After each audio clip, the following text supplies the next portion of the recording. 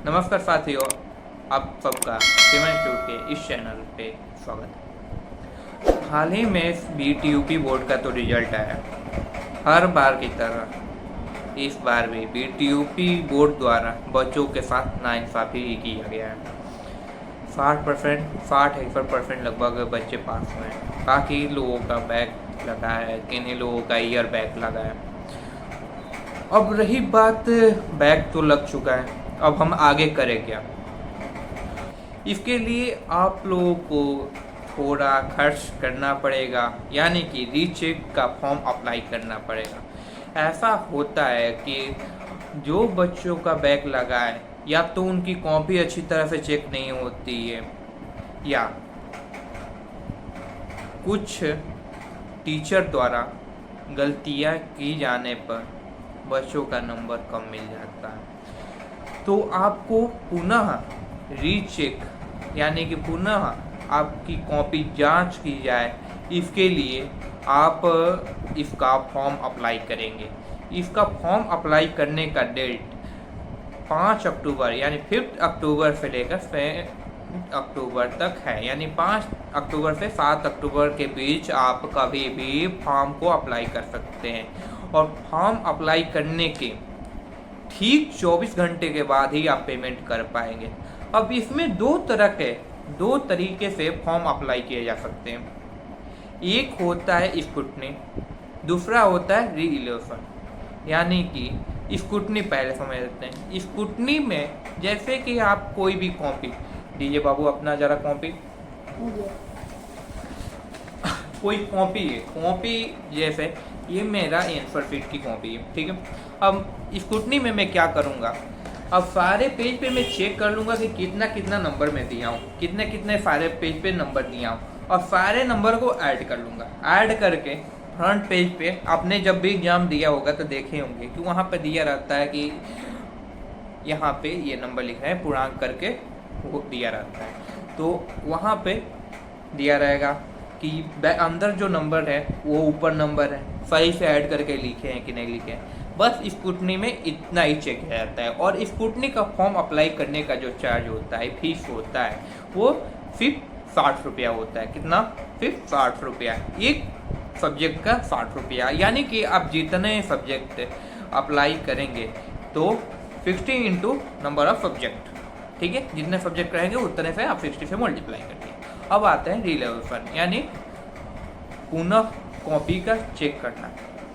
तो जैसे मैं ये कॉपी है, आपको पहले बता दिया ये कॉपी है, तो मान कर चलिए कॉपी को क्या करेंगे, जैसे ये बच्चा कोई लिखा है तो अब पूरे कॉपी में लिखा क्या है वो सब देखा जाएगा, ठीक है।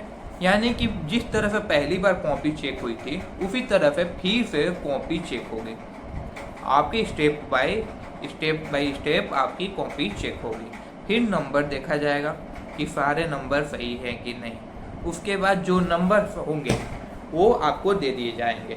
यानी कि फिर से आपका रिजल्ट में कुछ संशोधन होंगे।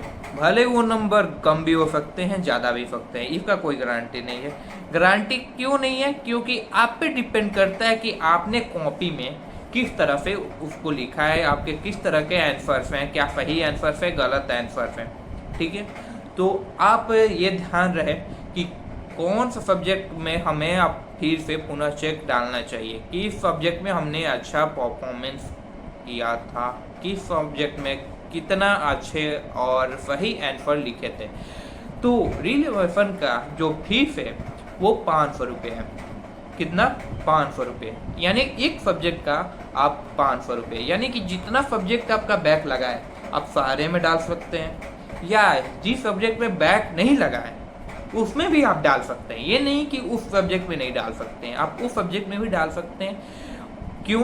क्योंकि आप अगर आप किसी सब्जेक्ट में अच्छा नंबर नहीं आए, या उस नंबर पे संतुष्ट नहीं है कि मेरी कॉपी में इतना ही नंबर तो मैं नहीं आ सकता था, इससे ज़्यादा नंबर आ सकता था, तो उसमें भी आप डाल सकते हैं। ये नहीं कि जिसमें बैक लगा है उसी में डाल सकते हैं। और आप ये ध्यान रहे, पैसा तो ज़्यादा है नहीं, पैसा ज़्यादा है जिसके पास वो डाल सकता है, पर आपके पास पैसा ज़्यादा नहीं है। तो इसके लिए आप क्या करेंगे, जो लगे कि आपने जो सब्जेक्ट में अच्छा आंसर, अच्छे खासे नंबर पा सकते थे, उसमें बैक लग गया, उसी में अप्लाई करेंगे, ठीक है।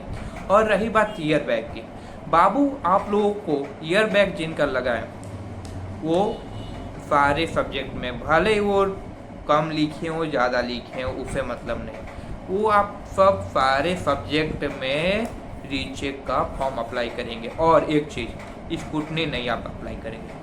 कौन सा अप्लाई करेंगे? रिलेवेशन अप्लाई करेंगे, ठीक है।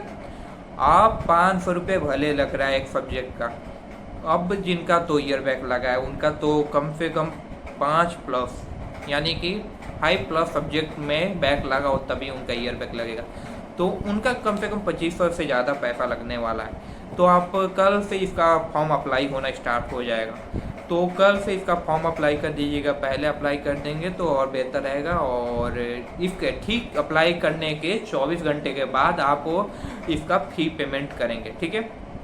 और फ़ी पेमेंट करने के बाद आप उसका रीचेक का जो फॉर्म होता है वो किसी किसी कॉलेज में जमा होता है और किसी कॉलेज में जमा नहीं होता है, तो आप वहाँ पे जाकर देख लेंगे कि आपकी कॉलेज में क्या स्थिति है, ठीक है। तो आप लोग इसका फॉर्म अप्लाई कर दीजिए और उसके बाद जैसा आपका भी होगा आप सब कमेंट करके बताइएगा कि आपका रिजल्ट इस बार का कैसा रहा।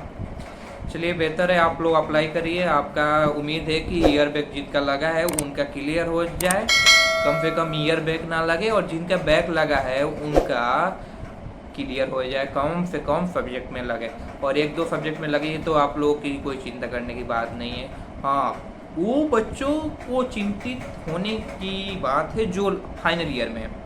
अब उनके लिए काफ़ी मुश्किल हो जाएगा कि हमें फिर से आना पड़ेगा पेपर देने। तो आप लोग ट्राई करिए, देखते हैं क्या हो सकता है। आप बढ़िए, उसके बाद जैसे कुछ आपके लिए आएगा नया अपडेट तो मैं आपको बताऊँगा। चलिए, बेहतर है, धन्यवाद।